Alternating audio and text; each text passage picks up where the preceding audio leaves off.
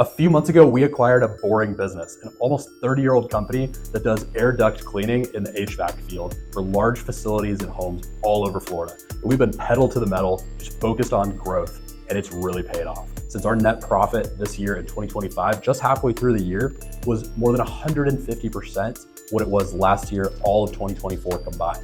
Now, this video is an in-depth documentary on exactly how we did it, AKA what happens when you take a 25-plus-year-old blue-collar company and finally give its team the structure, support, and freedom that they need to grow.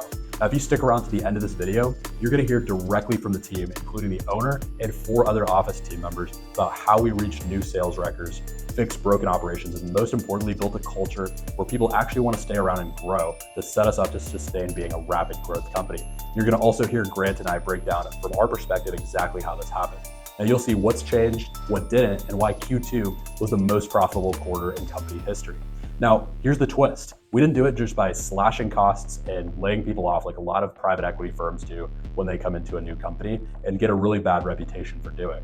So I'm gonna tell you exactly why you wanna stick around, because later, Grant and I are gonna break down the playbook. We're gonna show you the couple small process tweaks that cause everything to click and that any business can apply starting today to start getting major growth. And here's a little hint of what the team's gonna tell you. Our technician team is booming and they are on the ground running as often as possible, as often as we can get things scheduled for them. Everybody on board, everybody's in, everybody leans in every day. We've really created a new culture too in the last few months of having that stepping stone to the next level. Love the team here. We all work really well together, and yeah, we've been knocking it out of the park recently, so I'm very stoked about it. Everybody's in the right position, everybody's doing what they're supposed to do, and just continue on a really good path right now. Our office team never stops either, so it's just a nice environment to be a part of a group of people who are working so hard towards the same goal to make a tiny company make a huge impact. What do you see for the next year of Duck Dynasty? I see this being a very exciting time. We're going to talk about everything that we've done for one of our portfolio companies for the past quarter, when it had a record quarter. Now we're on track for a record year as far as net profit. We're going to talk a little bit about how this all came together and what we've done over the past few months to get to this level. Come on. We're going to be meeting with my partner Grant, and then we're going to head over to the Duck Dynasty office a little bit later, just to talk about like kind of the key things that led to us having like these breakthroughs in sales. And hopefully y'all can learn how this could apply to your company if you're a business owner, or if you're thinking about buying a business, maybe you've already acquired a business. Maybe these are things that you could try in your business to help it grow and make more sales. Hey, how's it going? Good to see you. How are you? Doing good. Ready for the day? Yes, sir. Oh, I found that little thing we were looking for. Perfect timing. We're about a month and a half now, a little over a month and a half into the acquisition itself, but we got involved back in February. Right. Really involved in March is when we started. Yeah. And so we've kind of done some work like since March to going into Q2 to get the company just a little bit more well-oiled and running smoother. And we just had like a breakthrough quarter. Yeah, massive. And it's honestly really exciting. Yeah, it's been really cool. It's been really great to see the growth, the trajectory of the company as a whole. I think going in there, we knew that there was potential, but I don't think we realized how quickly it could be turned around. Yeah. I thought it would take a lot longer before we hit that like major traction. The owner had done a really great job of like hiring good people, which I know you and I talk about that a lot, of like, you know, people making the difference for the business. Like really what your staff looks like can dictate the future. It was 3 new people Right. that had just come on board within the span of like 1, 2, and 3 months before we got started. Yeah. Okay, so let me give you some quick context before we dive deeper in this video. What you're about to watch is a behind the scenes breakdown of how we helped this company go from decent to totally dominant. You're gonna hear from the actual team who lived it and made this crazy profitable quarter happen. And hear me and Grant break down what we believe has led to this success. If at any point during this video you find yourself thinking, this applies to me or I can learn something from this, I post daily videos of these kinds of insights from building our businesses and things that I'm learning. So just click subscribe here to let the algorithm know that you'd like to see more of it. That'll let me know to deliver more stuff like this too. It means the absolute world to me and my team that put these videos out, and it's free and it takes 1 second of your time and a quick tap of the finger. So let's do kind of a quick recap, like very tactfully. Hopefully I'll get that word right at some point. We can do it with tact also. That's fine. Yeah. But the actual kind of steps that we've taken so far. Okay. So we were there for all of March as kind of an advisory thing to the owner before Right. we ever knew we were going to acquire this business and become partners. The big thing that we did in March is we did like kind of an operational overhaul. Yes. So we'll see it in the office when we go in a second, but there's this big organizational flow. Yeah, like a chart on the wall now. Yeah. That's the exact flow of a customer journey. Right. And it outlines like what everyone does at every stage. It took probably the first couple of weeks. Oh, that was big. That was big, but we interviewed everyone, got to know everyone, filled in gaps. It was a constantly evolving and changing thing for probably the first month of like filling all these gaps. But by the end of it, we kind of have this cohesive flow of like, here's where a customer starts, here's who hands off to who at this stage and that stage, and it just flows Well, through it was breaking the role confusion. Mm-hmm. You know, that was something that they'd hired well for, but we looked at the offer letters. I think it was like the first thing we did. Yeah. Like, all right, show us what you actually told these people they're going to be doing. And we're like, okay, And ambitious. we're like, so this is a full-time role. Yes. And that's a This full-time role. person on paper has no bandwidth to do anything else. Yeah. But they're doing all of this. stuff. Yeah. Yeah. So that means the stuff on their offer letter is not getting done. Right. So let's just change that. Breaking the role confusion was first. Mm-hmm. Setting out that organizational chart and saying like, okay, what happens when a customer comes in? First of all, where are we finding the customer? Who's even talking to them? Yeah. And then once they come into this ecosystem, what's the whole lifespan look like until they exit? And I think that was a huge piece of it. And the reason we did that first and why I think it's important to do something like that first is sales solves all other problems. When you get the sales in check, you can use the money that you bring in from sales to solve other problems. So we really got the sales system in place, got everyone in their respective roles, and then got Katie really like used to kind of running the production side of things. And also another key part of that, got the people that were kind of running the production stuff to focus purely on sales and start getting used to handing things off to her and delegating. Yeah. So once we kind of got everyone into their respective roles, like really in a solidified way, we opened up the bandwidth of what we were able to do. Yep. So then the people that were doing the sales got to just do nothing but that. But selling, and really, really crank the amount of sales they were doing. Yeah. And then we ended up, now we're like 2 going on 3 months booked out. There was fixing the organization. There was fixing like who's going to do what. But then even once we'd figured that out, one of the things that I think was not, obvious or very easily apparent at the time was the incentivization for the sales department. So like, I completely agree when you say like most things can be solved through sales. Like one of my first sales managers ever was like, a lot of problems can be solved, just a few more, sales a day. And it's a business thing and a life thing. You can solve a lot of problems with just more money being, sort of put into the system. But in order for someone to be motivated to go and do that, a lot of people I think are hiring and they're saying, well, the wage is so great, they're making so much money already, they should just naturally have a drive to go and get the sales. And maybe 80 years ago, that was the truth. Maybe people just, they felt they had a livable wage and that was enough to motivate them and keep going. I just don't think that's the environment that we're in right now. The pay expectations are a totally different world. The cost of living is completely different these days. I mean, it's hard for anybody who's coming into like an entry-level sales position to survive. But so we had to create incentivization and put real things out there that would align the motives and the intentions of the sales department. And that took a few weeks. It did, because going back to the half-built bridges, there was like 2 or 3 different half-built bridges of an incentive program that hadn't gotten finalized. Right. So they were all just confused more than anything. They didn't know what happened and how they got paid. How do I make money? Sales. So they're like, okay, well, I've got this base pay that I can rely on. Right. I can take that to the bank. Yes. And I'll just do enough selling to justify that. Yeah. And we'll do good. Not great. Well, and my thinking always is, I want when you make a sale for you to already be salivating at the mouth for what you're going to do with the commission check. Yeah. I mean, that's the best way to look at sales, because that's what keeps people hungry and keeps them happy. You want them to be satisfied, and you want that hit of dopamine when you get that sale and that accomplishment, that feeling. And that, you're going to have some internal feelings of greatness when you make a sale, but like nothing signifies you've done a great job better than seeing an increase in your paycheck, right? You know what I mean? So I think once we got that lined in, where it's like, okay, now when you do go get the big deal, here's what happens. Here's how you can be excited about it. Here's how it changes your life, not just the company. Here's where you benefit. I mean, I think that was a big supercharger. I think the second that they realized like, oh, wait, I'm actually going to get some big money off of this when I do it, when I get it done right. Cool. So with the sales department locked in, the next challenge was labor. But instead of just hiring randomly, we really needed to develop leaders. And that's where our field team really came in, and the office team started stepping things up. For the most part, the sales engine is now firing on all cylinders. So now it's fixing labor, right? Which is where you were going to. It's like, okay, we have to figure out who we're hiring for these positions. And then the same idea, how do we get them sort of up to snuff and ready for this niche, this very specific type of work that we do? And who's going to be, I think the other big question is who's going to be leaders. in that position because it seems that is not an easy thing to find in this market, really in any market that we've identified. But leadership is big on the labor end. And then how is that leadership going to interact and work together? And then, like with any business as they scale, how do we keep creating, layers for them to grow into? We haven't mentioned Indy yet.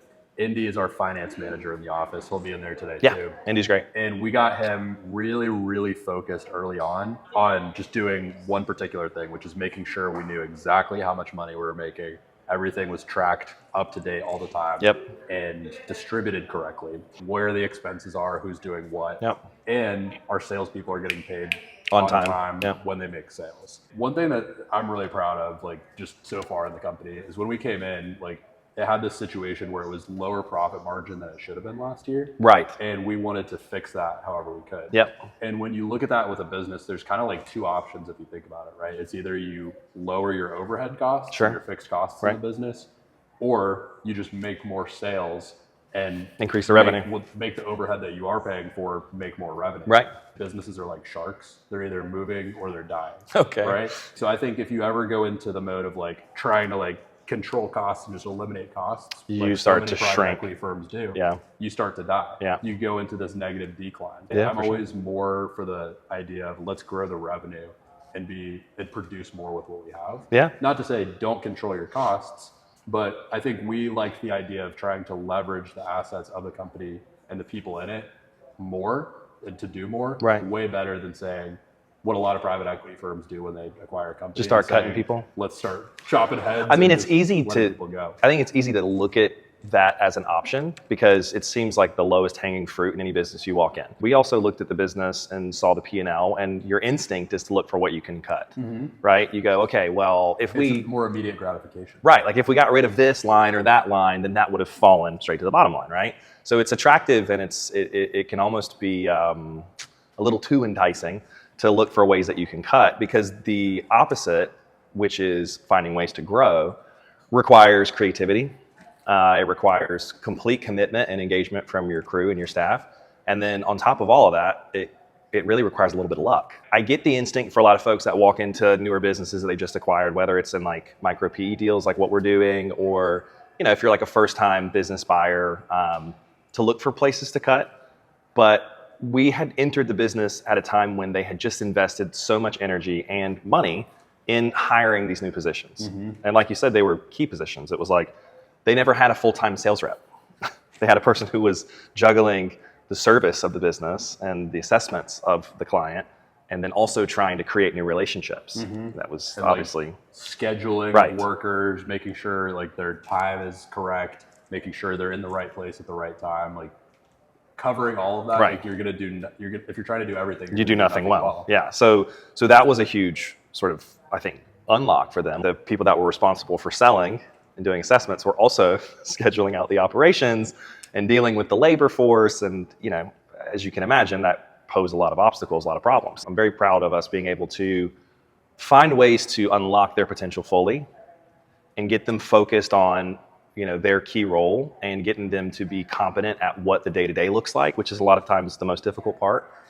But again, who would have thought that they would have done so well so quickly? Because here we are at the end of Q2 is what we're talking about today. And, we're looking at it, middle of the year and they've far exceeded, I think, anyone's expectations. It's been so impressive. I wonder if you would agree with me here when I say that I think like the biggest obstacle to a lot of small businesses, and when we say small business, we're really talking about anyone that's kind of under, let's say, $10 million a year in top line revenue, is that autonomy or authority having decision-making ability of people in their position. Because it seems to me like a lot of these companies we've walked into, I don't think the owners are clinging to decision-making power because they feel like they want to, put some type of barrier up or make it more difficult for their staff. I think they're doing it because they think it's the only way to exact control over their business. And a lot of times when your business is growing and you have all these new people, like you're desperate to kind of keep it all together. And you're worried that people are going to do the wrong thing. You've kind of trained yourself and gotten positively reinforced that if you just do everything, then you can make it happen. Right. Until the business gets too big for that to work. You end up with a lot of these incredibly competent people in positions that are only able to make choices for themselves for about 30-40% of their work. And then everything else gets this kind of bottleneck, gets squeezed at the people above them, and then they're overwhelmed with decision-making fatigue. And then there's this kind of stress even sometimes behind closed doors of like, oh man, I wish these people would just make more decisions on their own and just do more. And I feel like you and I have come into a few of these situations and looked at them and been like, yeah, they're ready to. Like take the training wheels off. And a lot of the times it's like you have to retrain the people in the organization to think that way too, because they're so used to being like, hey, I've got this thing I should do. Do you think we should do it? Yeah. And then you have to kind of retrain them and say, what do you think? What do you think? Yeah, like this is your call. Own the decision. Own the decision. And I wish more business owners would get that, where they think about like, give these people the opportunity to make their own failures and their own successes. Because if you're always the one that's in the way and saying like, oh, make sure you come to me with this before you do something. Well, then when they win, it feels like the company did it for them. They don't have that individual feeling of success. And then if it's a mistake or they end up messing it up, then it ends up being something that they don't feel like they'll grow from because you're the one that made the choice. Oh, well, boss said that this was going to work and it didn't. So that's off of me. It's like the only way that we grow as people in personal life, in professional world as well, is by, making mistakes, learning from those failures, and then adapting and getting better. That's the human condition. I think it comes down to transferring skill set. And I think so many business owners lack that because they've gotten so used to doing everything on their own. They struggle to articulate what it is that they do that made them successful. Sure. And to bring those qualities into other people. And to get people in the organization to make their own decisions, you inherently kind of have to transfer the skill, whether it's a skill or a quality, you have to transfer the skill or quality of being okay with failure and being okay proceeding with uncertainty. Because to make your own decisions, you have to proceed knowing this could go wrong. Right, absolutely. And you have to have permission. Yeah. Like, so a lot of what we've done is kind of just like partially given them permission, partially said, hey, like partially kind of walk them through like, hey, this is how we kind of think through decisions. Sure. So use these frameworks or use your own frameworks. But like, if you're needing to make a decision, this is kind of like how we make those decisions. One of the things that this owner in particular had already figured out, he's an older gentleman, so he's been through a few businesses already. I don't want to do all these things. I don't want to be responsible for operations and responsible for sales and responsible for office management, responsible for finances. And so he instinctively said, hey, let me hire people who are competent at these positions, at these areas, right? Even bringing us in, I Sure. think he's perfectly capable and competent to do the things we do did. the things that we do. Yeah. But he made a decision that, hey, Rome wasn't built in a day, Right. or by one person. Yeah. I want to make this something that's beyond myself. Let me bring these guys in that bring these other skill sets and this other stuff they can bring. Yeah, so you're saying it's a smart decision to hire us. Yes. No, in general, I think it definitely. For sale.com. Yeah, exactly. Nice little shameless plug. I think it speeds up the process, and I think that's a great point, though. Is like a lot of people could do and can do, have the ability to do all these things. It's about how fast do you want to get there. If you want to go fast, go alone. If you want to go far, go together. I have no shame in saying I've never had meaningful success in a business I ran by myself. Sure, yeah, me either. And it's because the partnership that comes together of like being able to bounce decisions off of each other, being able to rapidly get feedback between each other is just like, it's an undeniable, it's like a 1 + 1 = 11. Sure, yeah. It really is. Yeah.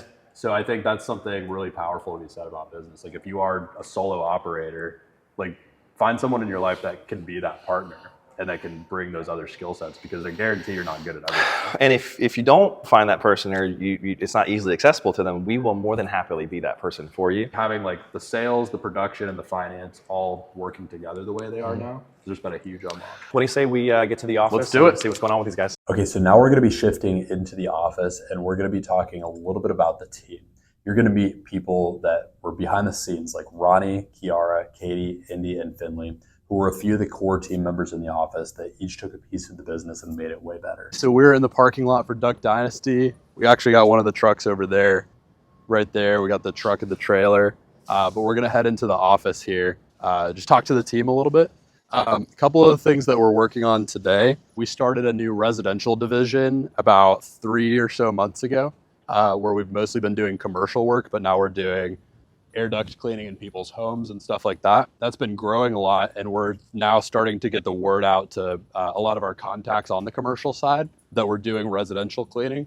So we're going to be working on drafting up kind of a different set of promos and flyers to go out to our different clients to give them kind of a special for their employees to get air duct cleaning for their homes. And then just kind of catching up with the team and seeing what's going on, if there's any fires we need to put out, There's a couple new people on the labor side of things, lots of different sales up in the air, stuff going on. So super excited.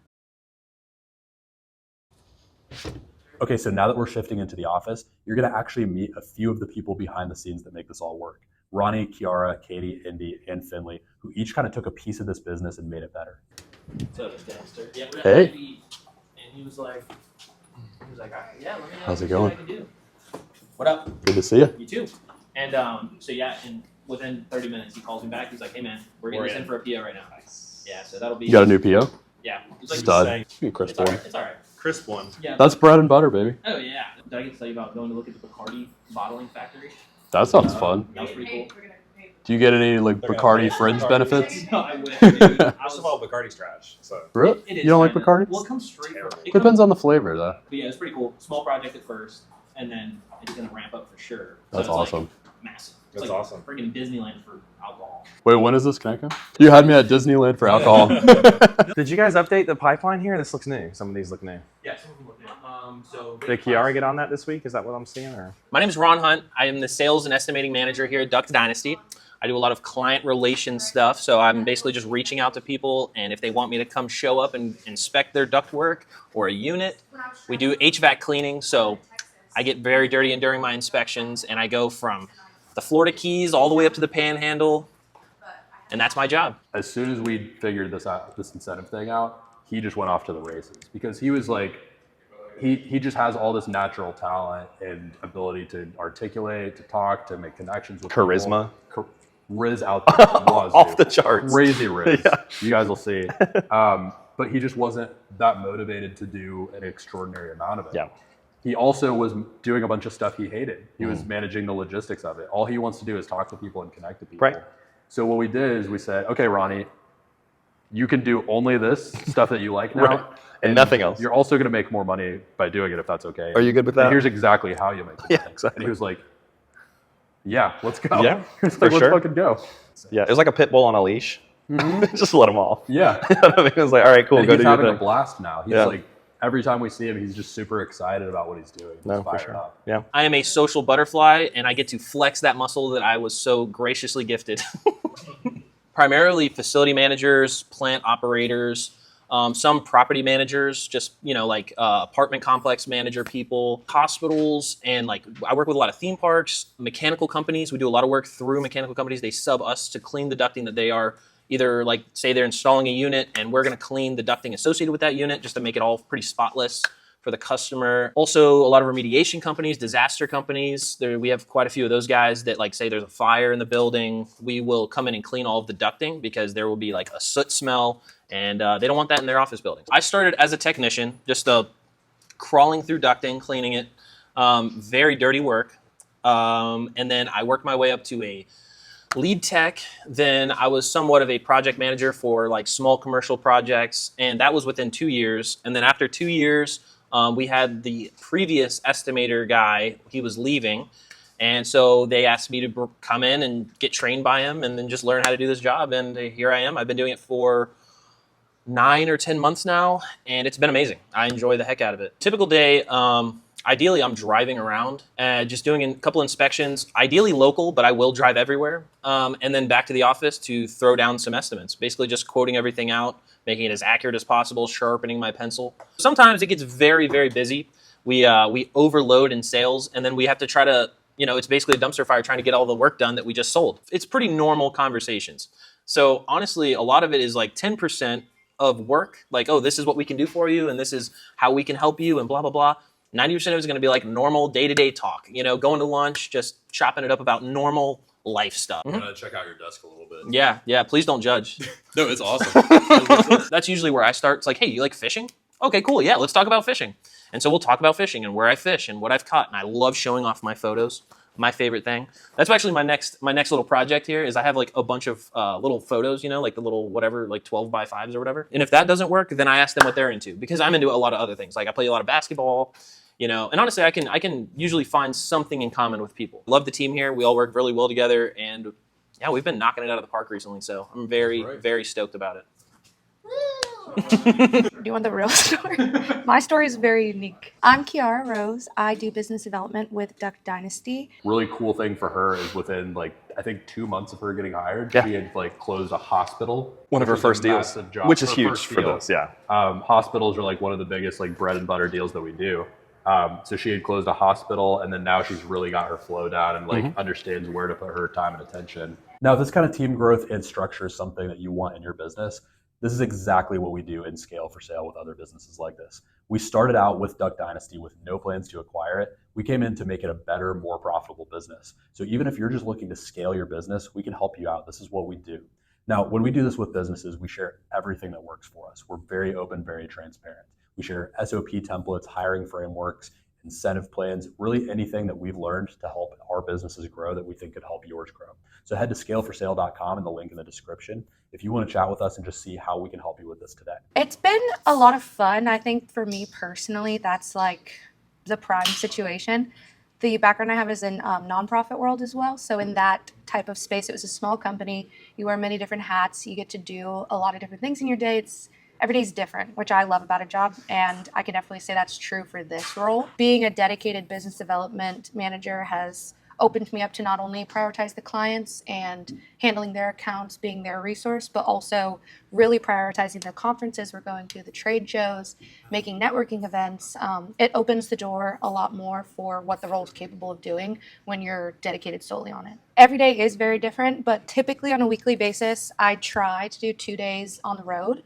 So I am local as well in the office, but I also do some work from home. I also do work in every major city in Florida. For example, yesterday I was in Jacksonville. Monday I was working from home. Today I'm in office. Tomorrow I'm doing a run in Orlando. And then Friday we are back in office doing a lunch and learn review. So every day is different, but I would say that's pretty typical, focused on cold calling and client accounts, events, trade shows, meetings, whatever that may be, going in person to see some of our clients or just generate new business. And then in office could be literally anything. Usually someone comes up and they're like, hey, I need this. I'm like, okay, on it. Me and Mel also share the marketing role, so that's been a lot of fun. Just to kind of have that to piggyback off of. This year probably we'll see the most booking of trade shows, the most attendance, probably the best booth, I like to think, but we'll see. Going to those trade shows, though, was really important. We've done one so far this year that I had the opportunity to be a part of, which was the FHEA Spring Trade Show. And you generate a lot of business there. The clients are there to see you. It's not going in person cold. It's not calling them cold. It's not, hey, why are you bothering me on a Tuesday? I'm in the middle of a meeting. It's, hey, I'm here for this service to learn about what you guys are doing. So honestly, I think it's a waste if we aren't as involved as we're trying to be this year. The fall is going to be really busy. You all can't see this, but I'm looking at my calendar and it's booked up. There's just about 26, I think, of us all together, and only 6 of those people even work in the office. So our technician team is booming and they are on the ground running as often as possible, as often as we can get things scheduled for them.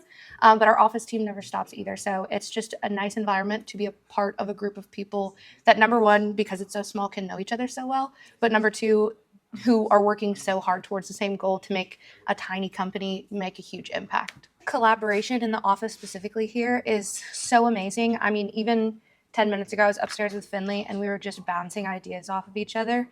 And the progress we could make with our 2 brains in 10 minutes was more things than I'd come up with on Monday by myself, sitting at home. Let's take a little look-see. I don't know if it's horrible, but it's not like, look at our pretty shop. Oh, this is nice, though. You know what those are for? Those are for the duct bus thing that they used to have and they don't have anymore. The duct Things that bus. we have that we don't need. Katie, why don't you just tell us a little bit about sort of like what your position is here at Duct Dynasty and kind of what you do and sort of in general how you approach the position. So I am the production manager here at Duct Dynasty. I started here about 4 months ago. Yep. I was brought in to help streamline the scheduling. Cool. I'm directly overseeing all of the team, the technicians and the project managers, and our crew chiefs, just to oversee every project that goes on. Yeah. I am not there 24/7 on the projects. Our project managers and crew chiefs handle that. Right. However, I bounce from job to job to ensure that they have all their materials, all their shop supplies that they need, anything they need to do the job Yeah. correctly. And let's say they headed out to Miami for a job or Right. Tampa and they forgot some things. Guess who You gotta come runs back to the here with all rescue? this, yeah. Yes, I'm here. I can jump in the truck and head right over there, take them the items that they need, make sure that they're set up for success. She has really figured out how to like get to know all of the people, all of the technicians out in the field, and kind of lead through the project managers. Yep. And make sure that they're inspiring the workers to get things done more quickly, more efficiently. And then we've also created a system with her where everyone can kind of progress up through the levels and actually have a path forward in their career. In businesses, there's always a lot of like half-built bridges that happen. Yeah. And so this was one of those half-built bridges that like didn't get all the way across.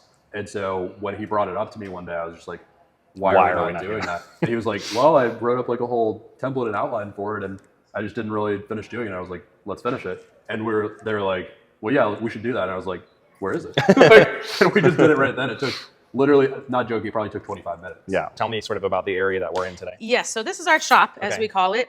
This would be, let's say they have a week-long project, and it's Monday, and they're coming in early in the morning. They have to head out. They have to load the trailers up and get ready to go. They would come in here, make sure they have all of the machines, all of the equipment, supplies, everything they need to run that job correctly. They'll follow a work plan that was created by our estimators. I ensure that it's correct. Okay. I'll go through it with them to make sure we know the scope, get the blueprints. We've talked to whichever project manager or crew chief is over that job so that they are fully aware of what they need to do. Okay. As we don't want to go with a full crew and be Right. completely blind, take hours on end trying to figure out the scope because everything's in the ceiling, so those blueprints are very important.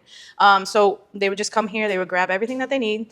It's all listed on the work plan that we give them, all of how many ladders, what size ladders. Since, some of them haven't been there before, Sure. they might not know the size of the ceiling or the height of Taller, the ceiling. shorter, yeah. Exactly. So super important to have that. Were you doing anything in this space before you came to work here? Like, were you super familiar with like air ducts? Or Not at anything? all, No? actually. Okay. Came in here not knowing anything about air ducts Okay. or HVAC. Me either. Yes, exactly. And I have learned a lot just by being in the field, talking to the project managers, going on the job sites, seeing what they actually do. I come from a background of recreation management, believe it or not. I used to host pool parties and things like that at resorts. Great. Yeah.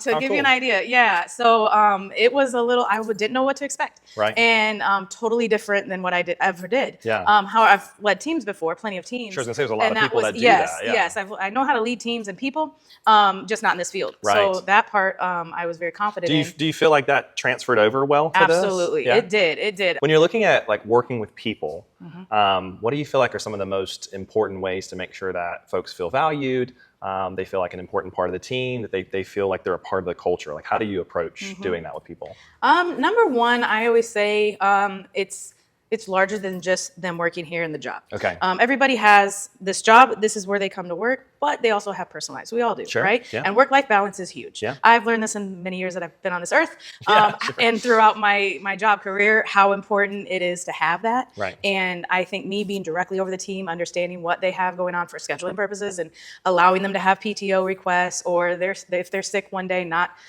getting on them too hard. Obviously, we have our attendance policies, those types of things, Sure. but it's very much work-life balance, I think, and just being in tune with what they might be going through outside of just here, Gotcha. and caring about them. Right. And then praising them when they do a great job. We're very, quick to, if they don't do a good job, we're on them. That's Right. exactly what we have to do. If we're not doing the job correctly, we stay on them. But it's in the flip side, it's very important Giving to that praise. give the praise. Yeah. Because if especially when they're not in the office every day, they're constantly out on the field. We don't always, I'm there more often, but not everybody gets out there or even sees them on a Yeah. daily or weekly at that. I think that we've really created a new culture too in the last few months of having that stepping stone to the next level. Oh, that's great. Because I think if you don't give them opportunity or show that there is an opportunity for them for growth, To grow. then if you have a lot of young people like we do as well that are looking to grow, and if we're not showing that we have that capacity to do that, they're going to look elsewhere, Yeah. or you'll lose them to the next job or whatnot. So you want to retain who you have, the good ones that you have. So Sure. you have to give them opportunities that they can look to grow in the company. I always say you can build within, for sure. It's the best thing to do is be able to promote within. Yeah. But again, it's the work environment and the culture, for sure. Most young people, especially in this generation now, are looking for how they feel, the people they work around. If they really like their boss, or they really like their coworkers, or they enjoy the work environment, that's a lot of times going to keep them around more than just $1 pay raise or something like that. 10 years ago, it wasn't as much of how you feel, how you Really? make the people feel. Nowadays, that's all that counts. Okay. You know, if you make them feel good, feel comfortable, feel valued in their work, tell them thank you for, oh, good job, instead of always getting on them, you know, those sort of things. How you make them feel is huge, huge in the young people. I think one of the things that we've noticed working with you over the last few months is just the energy and the excitement that you bring to the position and, you know, sort of the joy that you bring to everything that you work in. Where does that come from for you? Is that something that's well, natural? like I said, I was always entertaining and doing something fun, and I've dressed up as Mrs. Claus, Easter Bunny, all kinds of things in my past jobs. Yeah. But it is natural. I have a natural patience with people, Yeah. which patience is huge, I think, with people as well. For sure. And understanding, understanding everyone has lives. We've had a wonderful time working with Katie, and she's made a big impact to this company, and we're super excited to see where this continues to go. I like that. I try. Indy Little, financial controller here, or an office manager as well. Degree in marketing. Went and became a missionary for 24 years. When that career wrapped up, I'd already been friends with Roy, our operations manager, and so touched base with Roy, and Roy said, hey, we might have an opportunity for you over at my company, which I had heard about a lot because he had enjoyed working here for quite a long time at that point. So I already knew a lot of good things about the company. When the opportunity came to come up over here, I thought this was going to be a good fit. One of the things that I can bring to the table day to day is an assurance for the ownership to know that it's being the details and the nuts and bolts and the weeds of things are being taken care of day to day. So as transactions come through, there isn't going to be a lot of question of, hey, where did that come from? Why is that going there? Is that a fraudulent transaction? And then the understanding of how the different pieces play in, from payroll to our fleet and just the different and the materials, all these different aspects of the business where I can help prepare ownership and understand where those things are and where they're coming from. At first, I was brought in much more of an office manager, and part of that was like HR, but also still dealing with finance and phones and kind of the greater context of the office. As we realized that the financial focus really needed to be there in early 2025, my role transitioned to that as we brought in other staff to take care of other things. And so now to be able to focus on the finances in that niche, in that space, provides a great context and a space that was needed in order to understand how we could scale. It was fascinating to understand what had happened early in 2024 before I got here, and how the company would struggle to even just book out a week or two of work. And seeing the estimators really trying to have to work hard to get enough business to stretch out. And then we always have, or we tend to see a lot more business at the tail end of a year as people have their budgets that they need to spend. And so the end of 2024 was really dramatic for us. We were really excited to take that momentum in. It didn't carry over very far, as the start of the year does tend to be lighter for us. We had some consulting with you guys come in and work with us and understand, like, here's how we could tweak a couple things. And seriously, just tweaking a few things launched us into a completely different space. By Q2, we're seeing the kind of numbers that we saw at the end of last year. And that's a really dramatic change, especially in this business where we tend to see a very light first half of the year. And so now, as we expect the second half of the year to be even bigger, knowing that people want to spend those budgets on things like duct cleaning and HVAC care, we're excited to see all the more what that looks like. Having just, again, made a few tweaks to how we do estimates, to how we structure the office and the people that do the work here. You've also gotten to see the team grow a lot in the last almost year that you've been here too. Yeah. Tell me a little bit about the team here in the office Yep. and what seeing that growth has been like. It's been fantastic. Prior to the start of this year, we just had difficulty communicating well. We had difficulty seeing people's expertise be able to rise to the occasion. And even though we wanted to grow, or we wanted to scale, we wanted to do more, it just wasn't there. And seeing the changes that we made in early 2025 resulted in the right people being in the right space with the right expertise. And that's been a huge catalyst as that team has grown, and we've brought in the people that we need and watched this entire team come together in a way that, Findlay has said, we haven't seen that for quite a while here. To have everybody on board, everybody's in, everybody leans in every day is a very unique place to be in. A lot of companies don't get a chance to experience that. And so my hope would be that we can only continue to see that occur and grow as the company grows. From the perspective of the numbers and And also the vibe in the office. Yeah. Like, what do you see for the next year of Duck Dynasty? I see this being a very, very exciting time for me as a person who loves to see people in the right space with their gifts and their talents being used well. It's been really fun to watch our team fall into the places they need to be and thrive in that they are doing far more than what they were capable of doing before, just by unlocking a few things. And so my excitement in the future is to see even more of that, whether we bring on more people or rearrange a little bit more, or both, to see the company grow into a space where each person can slot even better into their spaces, and we can see the growth in internal team structure and client-facing relations and their involvement with us, and going, wow, that company just seems to really be on the ball and enjoy what they're doing. It's not hard for customers to want to work with us because they're going to see that and go, that is a company that I would want to hire. We've talked a little bit about like a big jump in scale Yeah. from end of last year to Yeah. like going into this year. What do you think has been kind of like the number one thing responsible for that being able to happen? The two things that come to mind really quickly are the CRM that we switched to.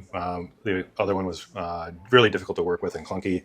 The new one's much more streamlined and easier to work with. And the other thing that plays into that, I think, is having you guys as consultants come in and help us tweak that, not just the CRM, but also some of our other systems, has allowed so many bottlenecks to be undone that we're now seeing information, finances, communication all flow a lot better.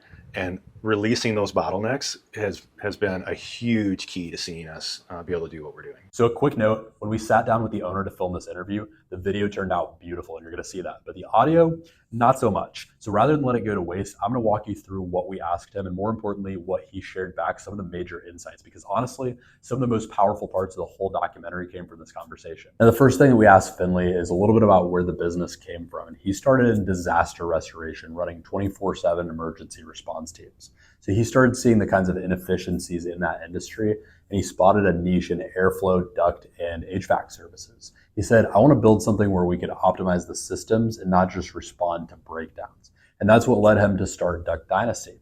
It was built on precision prevention rather than just chaos and dealing with all of the outfall of it. Now, naturally, we wanted to know a little bit about what the transition looked like. So when he had been testing these services for 3 or 4 years in the business, he realized this is the model and this is the thing that we can actually build around. So he began seeing larger and larger commercial clients responding positively to the service quality. And that's when he knew it was time to go all in and build real systems, bring in better team members and people like us to help scale. And he described it as a moment where just everything clicked. The business had traction, but the infrastructure wasn't quite there yet. And that's what made 2025 the year for him to decide to go all in. Now, we asked him about his natural proclivity for bringing the right people in the right places. And one of his proudest moments was spotting early people like Roy, who's our director of operations, who he said had kind of an engineer brain where he just made all the systems around him better. He also said he had a great attitude and was just dependable. And he said this is a very underrated thing that people don't often think about. Not every business owner thinks about how to replace themselves. And the key to sustainable growth for him was just putting the right people like Roy in place to be able to do that. And honestly, watching him speak about that, about grooming these future leaders and just letting go of control was huge validation for the kind of partnership that we were looking to create with Duck Dynasty. And when we asked him about some of his values and standards and why this works, the real separator for him wasn't just the service, it was how the service was delivered. So the people doing it. He told us that when competitors cut corners, the clients came to Duck Dynasty because they still cared about doing it the right way. And he chose to train his team on industry standards, even if it wasn't easy or wasn't fast. As Findlay put it, it used to be that they would find their jobs last minute, but now the guys know what's happening weeks in advance. And just a little side note here, this is really what happens when ownership and leadership align on the same thing. And getting the sales department in order for us has really gotten us in a position to have this business consistently booked out 2 to 3 months in advance, which is pretty crazy in this industry. Now, when we asked Findlay about the future and where Duck Dynasty is going, he said he's really excited about expanding into even other service lines like airflow testing, balancing, maybe even some new types of facilities. But he also told us he's very focused on staying in our lane. He said we want to remain specialists in what we do best. And that's what makes the model really scalable. And honestly, watching how he thinks, how he talks, how he leads, there's really just no doubt for Grant and I that this company is just getting started and is really going in the right direction. Now, one of the coolest moments of this interview is we talked to him about his son, Kyle, who has actually come in to lead our residential division. Now, a side note on Kyle is he was actually running his own business for a little while before this, doing something similar, and he actually came in to be the division lead of our residential services side. So rather than just doing duct cleaning for large commercial facilities, we're doing that same level of service for homes now. And it's been really cool. This division immediately was profitable. We were able to kind of support Kyle with the platform of Duct Dynasty and allow him to immediately hit the ground running. And this is probably one of our most profitable areas of service now, just overnight. It's also been really great for cash flow collection because we collect money a lot quicker on the residential side, which helps us fuel the growth of the whole company as a whole. And so it's been really cool talking about that. And we had a great moment where he was just talking about how proud of his son he was and how cool it's been to see him step into this leadership and start building a team around him for this division. A lot of folks, when they are trying to figure out sort of what our business is as a whole and like what we would potentially offer or do for their business when we come into it, I think this is a great expression of that. Sort of case study, if you will, on what we look to do with Scale for Sale. And, we're getting the chance to express that through this business. So I agree. Yeah. And, if you are a business owner currently and you're looking for that kind of support, if anything kind of resonated with you and rung true with you, you can go to the link in the description, go to scaleforsale.com. Just check out a little bit more about what we do. We try to be super transparent about exactly how we structure any package we put together and what kinds of things we work on. So just check it out and see if it resonates with you. Yeah. Now, this was just one business, but we're doing the same thing across multiple businesses right now, and we're documenting all of it. So the best way that you can support our journey and allow us to continue putting out this type of raw content for you is just to subscribe here. Like I said earlier, I post daily videos talking about what we're doing to grow these companies. So you can learn from them, you can implement what works and what doesn't work, and I'll be doing more of these as well. So hit that subscribe button for more of this. And in case you missed it, I did a whole breakdown on exactly how we acquired Duct Dynasty. You can watch that right up here somewhere, and I'll see you on the next video.